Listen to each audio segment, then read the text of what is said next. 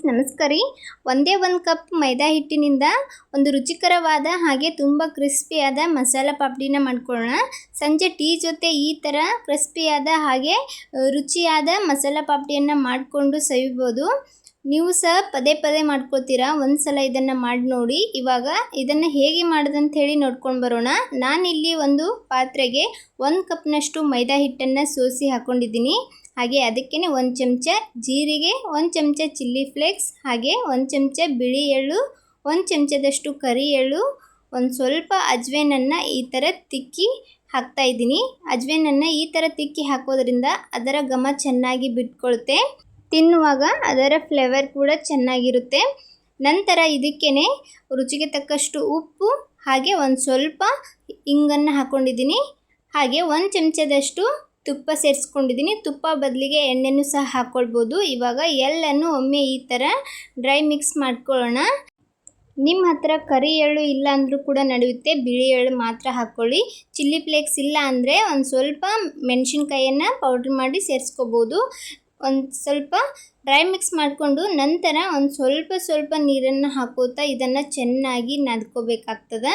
ನೀರನ್ನು ಒಮ್ಮೆಲೆ ಹಾಕ್ಲಿಕ್ಕೆ ಹೋಗಬೇಡಿ, ಸ್ವಲ್ಪ ನೀರನ್ನು ಹಾಕೋತಾ ಚೆನ್ನಾಗಿ ಇದನ್ನು ನಾದ್ಕೊಳ್ಳೋಣ.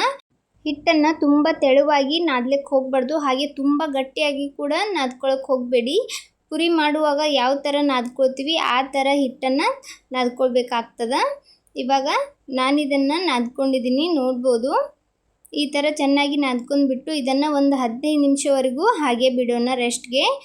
ಇವಾಗ 15 ನಿಮಿಷ ಆಗಿದೆ. 15 ನಿಮಿಷದ ನಂತರ ಹಿಟ್ಟು ನೋಡ್ಬೋದು ಎಷ್ಟು ಚೆನ್ನಾಗಿ ಮೃದುವಾಗಿದೆ. ಈ ಥರ ಒಂದು 10-15 ನಿಮಿಷ ಬಿಟ್ಟರೆ ಹಿಟ್ಟನ್ನು ಸಹ ಚೆನ್ನಾಗಿ ನೆನೆಯುತ್ತೆ. ಅದಕ್ಕೋಸ್ಕರ ಒಂದು ಸ್ವಲ್ಪ ಹೊತ್ತು ಇದನ್ನು ರೆಸ್ಟಿಗೆ ಇಟ್ಕೊಳ್ಳಿ. ಟೈಮ್ ಇಲ್ಲ ಅಂದರೆ ಒಂದು 5 ನಿಮಿಷನಾದರೂ ಇದನ್ನು ರೆಸ್ಟಿಗೆ ಇಡ್ಲಿಕ್ಕೆ ಬಿಡಿ.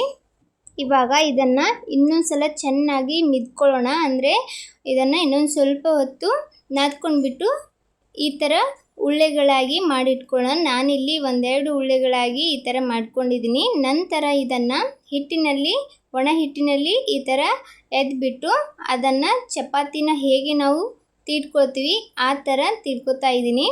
ಸ್ವಲ್ಪ ಇದು ಹಿಗ್ಗೋದಿಲ್ಲ, ಆದಷ್ಟು ಸ್ವಲ್ಪ ರೈಸ್ ಹಾಕ್ಬಿಟ್ಟು ಇದನ್ನು ಚೆನ್ನಾಗಿ ತೀಡ್ಕೋಬೇಕಾಗ್ತದೆ. ನೋಡ್ಬೋದು, ನಾನಿಲ್ಲಿ ಚಪಾತಿ ಥರ ತೆಳುವಾಗಿ ತೀಡ್ಕೊಂಡಿದ್ದೀನಿ. ತುಂಬ ದಪ್ಪವಾಗಿ ಇದನ್ನು ತೀಡ್ಕೊಳಕ್ಕೆ ಹೋಗಬೇಡಿ, ಪೂರಿ ಥರ ಉಬ್ಬುತ್ತೆ. ಸ್ವಲ್ಪ ಆದಷ್ಟು ತೆಳುವಾಗಿ ಇದನ್ನು ತೀಡ್ಕೊಳ್ಬೇಕಾಗ್ತದೆ. ಈ ಥರ ತೀಡಿದ ನಂತರ ನಿಮ್ಮ ಹತ್ರ ಯಾವುದಾದ್ರೂ ಬೌಲ್ ಇದ್ದರೆ ಅದರ ಸಹಾಯದಿಂದ ನಿಮಗೆ ಯಾವ ಶೇಪಲ್ಲಿ ಬೇಕು ಆ ಶೇಪಲ್ಲಿ ಕಟ್ ಮಾಡ್ಕೊಳ್ಬೋದು. ಆದಷ್ಟು ತೆಳುವಾಗಿ ತೀಡೋದ್ರಿಂದ ಸ್ವಲ್ಪ ಕ್ರಿಸ್ಪಿಯಾಗಿ ಕೂಡ ಬರುತ್ತೆ, ತಿನ್ನೋದಕ್ಕೂ ಕೂಡ ಚೆನ್ನಾಗಿರುತ್ತೆ.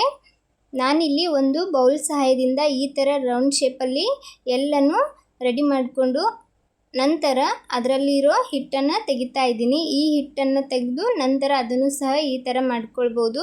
ನೋಡ್ಬೋದು ಎಷ್ಟು ಈಸಿಯಾಗಿ ಹೇಳ್ತಾವ, ಅಂಟೋದಕ್ಕೆ ಹೋಗೋದಿಲ್ಲ. ಫಸ್ಟಿಗೆ ಒಂದು ಸ್ವಲ್ಪ ಒಣ ಹಿಟ್ಟಿನಿಂದ ಡಸ್ಟ್ ಮಾಡ್ಕೊಂಡು ತೀಡಿದ್ವಲ್ಲ, ಅದಕ್ಕೋಸ್ಕರ ಇದು ಅಂಟೋದಕ್ಕೆ ಹೋಗೋಲ್ಲ.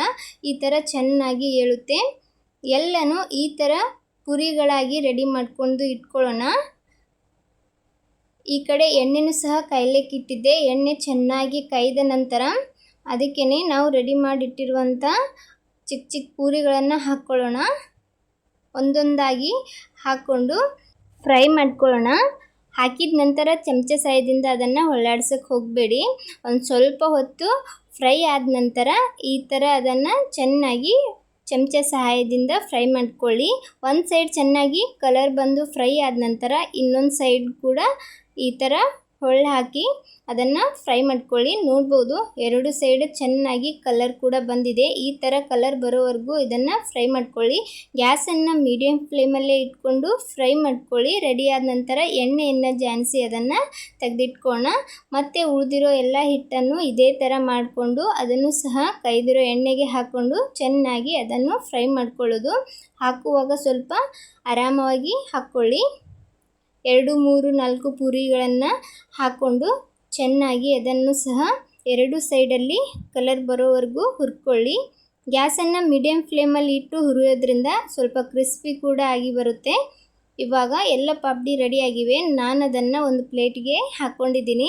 ನೋಡ್ಬೋದು, ಕಲರ್ ಕೂಡ ಎಷ್ಟು ಚೆನ್ನಾಗಿ ಬಂದಿದೆ.